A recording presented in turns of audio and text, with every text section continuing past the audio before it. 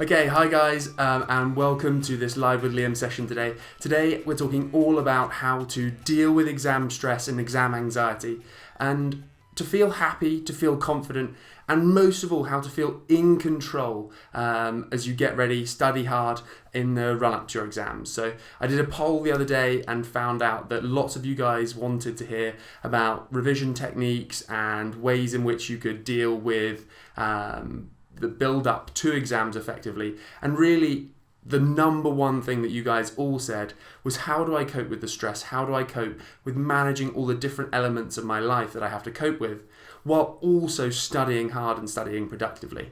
And I just want to start by saying that this is something that I think so many people struggle with. And I personally have really struggled with it. And I know it might seem, when I'm sort of talking to you guys and posting motivational quotes on Instagram and whatever else I'm doing, like I kind of always am able just to get on with things and really study productively without having sort of any worries at all about what the end result might be. And I can tell you now that when I first went to university, I really struggled with stress and with anxiety. And in the run-up to my exams, I really let it affect me in my first year at university.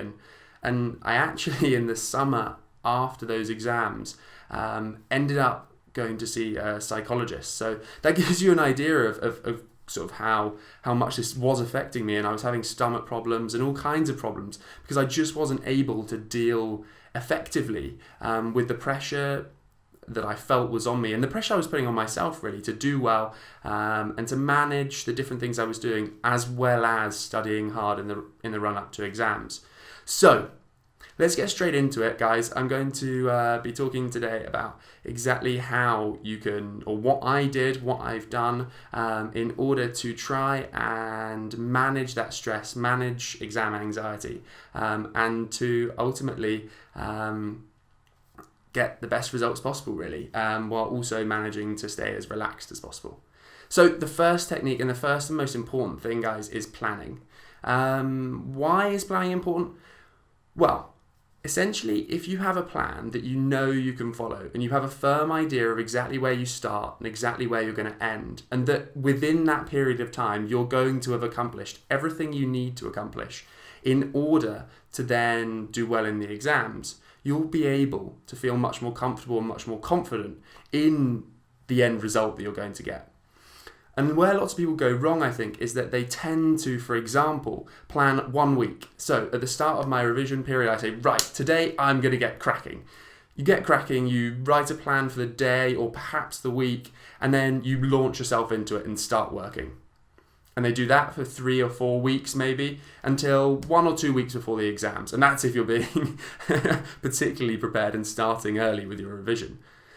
And suddenly they realise that they aren't going to get anywhere near through all of the material that they need to cover in order to be ready for their exams. Because at no stage do they sit down and say, I need to do this, this, and this. And over the course of these weeks, I'm going to do this in week 1, this in week 2, this in week 3. So the first and probably the most important technique to managing stress in the run-up to the exams is to plan both in the long term and the short term.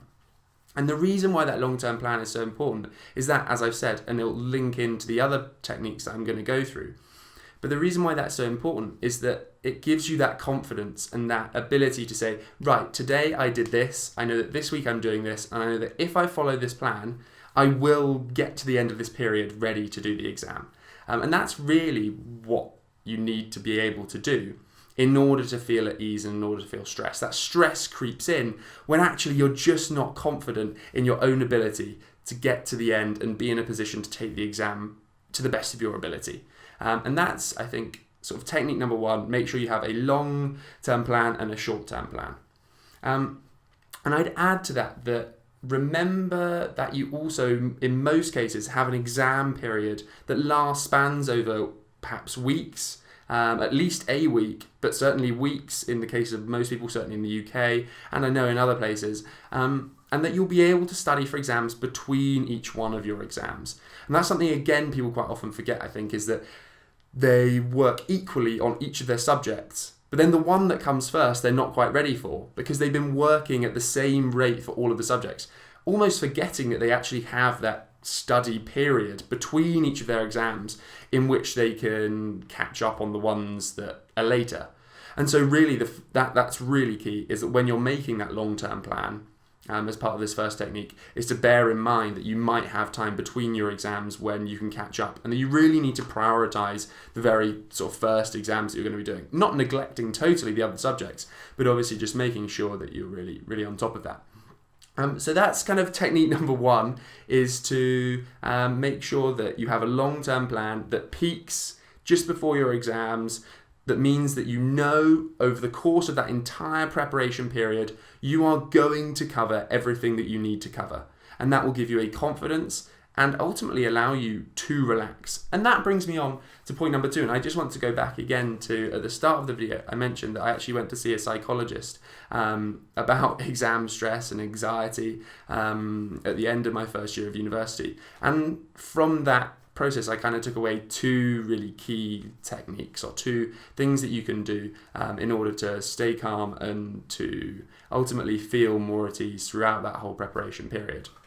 Now, the first one of those techniques is to have downtime as downtime. And this really links into the idea of having that long-term plan and knowing and feeling confident in the fact that you're going to be able to get everything done in a period of time. Because if you're not confident in that, if you don't have a long-term plan and you spend at the end of the day, at the end of your sort of day of studying, you're not sure whether you're actually going to get through everything in time for your exam, and you're not able to really relax and really kind of take a chill pill at the end of the day, having worked hard all day. And that is really where the stress starts to creep in, is where in the back of your mind, even when you're relaxing, you aren't allowing yourself to relax. So having a plan is really key for this, but also actually consciously switching off from your studies throughout the day in your small breaks, and then at the end of the day, and having some time to do stuff that isn't studying is absolutely key. And I think where most people go wrong, and this is certainly where I was going wrong, is that they think, oh, well, I'll have, at the end of the day, I'll go to the cinema with some friends, for example. And they then spend the entire film thinking and feeling guilty about the fact they're at the cinema and should be studying. And that is where really that stress comes in, and you feel that kind of nervous tension about the fact that you are doing something that you're enjoying and you shouldn't be. And that's where essentially having that long-term plan is really helpful. So make sure that you consciously, at the end of the day, when you've finished your plan and you have a great plan, at the end of that, you really allow yourself just to switch off and do something totally different and really mentally block out your studies. And linked into this, I know that over exam preparation period, people love talking about exams. You go out with friends, all they talk about is exams. When you're at school, everyone talks about is how behind they are. And really, from this, I would just say ignore everyone else. Have your plan, stick to your plan, and really just try to know that if you do stick to your plan and you do work hard as you think you have to, that's all you have to do. There'll be people. And people, I know loads of people who have done this before, who say, oh, I work for 10 hours a day. Oh, I work for 20 hours a day. I never sleep. I spend all day sat at my desk. I don't have any breaks. I don't do anything. And to be honest, those people may well be spending that long sat at their desk. They're probably studying horrendously unproductively, wasting their time, and actually getting less done than you could in 4 or 5 or 6 hours if you study productively. And the way, or one of the ways that you can study productively, is to stay sort of low stress and to really, in your free time, allow yourself to relax. Because I like to think of willpower as kind of limited. So you have at the start of the day this much willpower. As you study, it sort of comes down, okay? So as you go throughout the day, your willpower goes down. If you're spending all day sat at your desk without ever kind of having a break or allowing your brain, even if you are having breaks, you're not allowing your brain to switch off, that willpower isn't ever replenishing. Whereas if you kind of have a break between sessions where you actually allow yourself to switch off, not just one where you sit and watch TV and panic about the fact that you should be revising, but you actually allow yourself to switch off, and then at the end of the day, you again allow yourself to switch off. What happens is you get down and then your willpower opens back up again. And suddenly when you come back to study, because you've been able to switch off, you're then that much more in the zone, productive, and also relaxed. So it's kind of like a double-edged sword. Working all day and feeling unrelaxed and stressed is a real double-edged sword that both hampers your performance and prevents you from being able to revise really effectively, and also makes you much more miserable, and means that when you actually should be enjoying things, you're not allowing yourself to. So that's really, really key. And that was sort of the first technique that I took away from the psychologist. And the one thing that I would add to that that's a really great technique, and it's, I'm the least kind of mindfulness-y guy in the world, but actually I found this really helpful, is that if you're walking somewhere, for example, I would constantly be thinking about exams. I would constantly have music in, or have a podcast playing and be thinking, and that's fine. But I think especially when you're in these kind of stressful periods, mindfulness is actually really, really helpful. So what does that mean? One technique that I really love using is that when you're walking, for example, to a lecture or to a class or just outside, you can spend kind of 5 or 10 minutes either just feeling the feeling of your foot as it pushes down on the tarmac each time, okay? Which sounds really strange, but actually just focusing your mind on that one small thing that has no importance to you allows it kind of just to free itself of all of the rubbish that's flying around it. Or you can listen out to all of the sounds that you can hear, really pay attention to every single sound and just see, just enjoy existing. And this is kind of the thing with mindfulness, is just being in that moment. And while, again, I was completely skeptic to it before I did it, actually just using that as a technique to switch off from all of the pressures that you have inside of your head flying around is a really, really great technique. So I would definitely advise that. So that's technique number 1 that I kind of learned at the end of my first year, was to have downtime as downtime and to really allow yourself to relax. And then technique number 2 is to question yourself. Now, what does that mean? Questioning yourself in this sense is not negative. People often associate questioning yourself as being a negative thing. What it means is questioning the negative beliefs that you have. So, for example, if prior to your exams for ages, all you can think about is, what will I do if I fail? What will happen if I'm not studying as much as I should be? What would happen if I did this, that, or the other?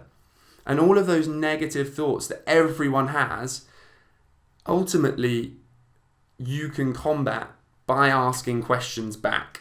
So when you think to yourself, what will I do if I fail? You can say, well, actually, what basis is there for me to think that I'm going to fail? What are my past results like? What have I been studying hard all year? And you can combat those kind of negative self-talk with questions in return. And on top of that, another great way to kind of think about this is that even if you have failed in the past, and even if you have kind of struggled with exams or not done well in tests, actually, then you ask yourself, well, what am I doing differently this time? Am I studying harder, studying more productively? Am I allowing myself this downtime? And you can essentially combat it, because ultimately, sitting there and panicking inside, having that sort of sinking stomach feeling the whole time, isn't going to help. And the only way to deal with this is to kind of question yourself and to say, either I haven't failed before, and so there's no reason for me to think that. And if I have, then what am I doing about it? What am I doing to overcome those past difficulties that I've had? And to really kind of essentially be as positive as you possibly can when it's not necessarily very easy to be positive, particularly during exam time. And it is easy to get down. Don't feel like I kind of don't experience this. Whenever you have exams, it's just natural to think these things. And just know that it's okay to think those things, and you just need to do something about it. And having downtime to switch off completely, and also questioning yourself, are 2 really great methods to overcome that. And they're such easy things to do. Okay, now before I get on to answering any questions, I've got one more technique to go through to build confidence and to reduce stress and anxiety prior to exams. And that is to build confidence in your own knowledge via active recall. What does that mean? So, active recall is essentially where you test yourself, or you teach other people, or you pretend to teach other people, or you write everything you know down. It's basically, rather than just reading and passively taking stuff in, it's actually producing that information that you've taken in again. And active recall is awesome because it's probably the most powerful memorization technique. But B, it's also awesome because it builds confidence in your own ability, and it also highlights the areas where you're not so strong. So, for example, let's say I am studying for an essay-based subject and I have to write an essay on King Henry VIII. I don't study this, so I know nothing about it, so I don't know why I chose that example. But let's say I'm talking about that. And I have one section on his wives. And today I have revised all of the names of his wives and everything they ever did. And I need to know all of that information. So what do? I then, at the end of the day or at the end of the week of my revision period, I then either test myself on all of that information and get someone else to test me. So testing yourself is technique number 1. Technique number 2, you can try and write everything you can remember on that topic down. I call it a mind splurge. So you just splurge everything you can remember on that topic down in as ordered a way as possible. But if not, you can sort of add things in and asterisk stuff and just really try and work out what have you remembered. And technique number 3, teaching. So you can pretend to take a class. So right now I could pretend to teach people something. Or the Henry VIII example, I would pretend to teach a class about his wives. Or you can actually teach other people. You could say to your friends, right, you study this week, you study this week, you study this week, and we're all going to teach one another at the end of the week. Now, how does this help with stress and anxiety? Well, for each of those methods, and those are just 3 different active recall methods, probably the 3 sort of best ones for you guys to be using. For each of those, in each case, there will be a load of stuff that you've remembered and that you know.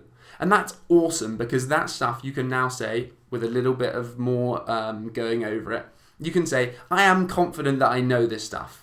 And that confidence will reduce your levels of stress and anxiety. If you never test yourself and never have any idea of exactly what you're managing to remember, then you don't have that confidence in your own ability to reproduce the material. And at the end of the day, that's what an exam is. If you get to the exam and never before that have you ever reproduced material you've been learning, how do you expect yourself to A, feel confident prior to that you're going to be able to do it, and B, to actually be able to do it under the pressure of kind of timed examination? And that's where actually the teaching example with your friends is really good, because you're under pressure then. Like right now, I'm under pressure to be able to talk to you guys, just like when you're teaching a friend, you're under pressure to be able to produce the material. And if you haven't kind of revised it properly and don't know it well enough, then ultimately you're not going to be able to do it. And then the second good thing about this is that it will show you where you're not so good. So rather than being uncertain, oh, I'm not sure if I know all of this well enough, actually ultimately using one of these techniques will show you fundamentally what you don't know. And that will allow you to focus your revision and feel really confident that actually this is what I need to work on. I'm going to do that. And if I do that, then I'll know this whole topic. And if you do that for all of the topics, then you know the whole thing. And then you can be confident. And again, it all comes back to this kind of planning and making sure you really feel on top of everything. And that is the best way you can manage stress, is to A, plan carefully, make sure that you have a long-term plan that will allow you to feel confident that you're going to get everything done. 2, to use those 2 sort of the 2 techniques that I gave in the middle. Number 1, which is to have downtime as real downtime, to actually allow your mind just to switch off and to not be worried about exams and studying at all when you're on your breaks. And then also to question yourself, that second technique, to question yourself. If you have negative beliefs, if you say, oh, I don't think that I'm going to be able to do this. And then third, to use active recall as a great way to really build confidence in your own knowledge, to find what you know and be confident in that, and to find what you don't know, be able to overcome that you don't know it by revising it more and studying it more, and then ultimately to feel confident that you know everything you need to.